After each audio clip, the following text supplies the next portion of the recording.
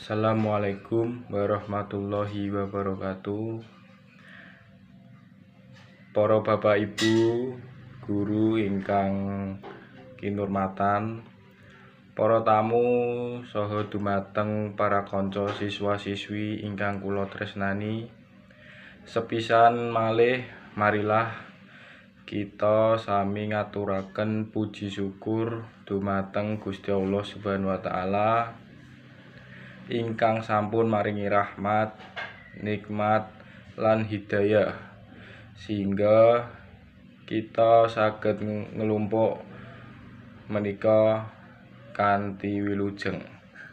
Wonten ing dinten menika kula sesarengan para kanca nglaksanaken sedaya upacara pungkasan minangka siswa-siswi sekolah menengah senadyan atiku kebak semu bunga. Nanging ugi kapinrasa sedih amargi kedah pamit saking lembaga pendidikan ingkang sampun nindhik lan ngendhakaken kawruh dhateng kula sedaya. Bapak Ibu guru ingkang kinurmatan, saking pengalih ingkang paling jero kula ngaturaken panuwun ingkang tanpa upami dumateng panjenengan sedaya. Panjenengan sampun paring pangertosan, welas asih lan kawruh ingkang migunani kangge masa depan kula. Saben pitutur lan piwulang panjenengan badhe dados cahya kang nuntun lelampah kula ing tembe wingking. Lan para kanca siswa-siswi ingkang kula tresnani, perpisahan menika dudu pungkasaning sedaya, nanging wiwitaning lelampahan anyar.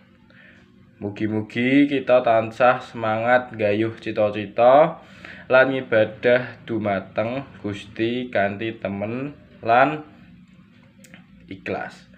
Kanca-kanca sampun dados perangan wigati saking urip kula.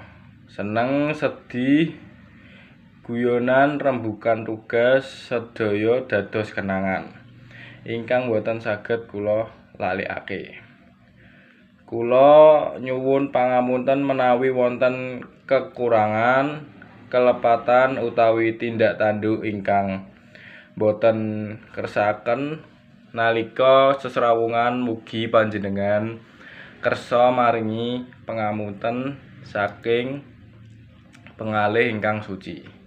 Pungkasaning sesorah, mugi Gusti Allah tansah maringi berkah, maringi pepadang dhateng kita sedaya saha nuntun langkah kita dhateng kamulyaan lan kebajikan.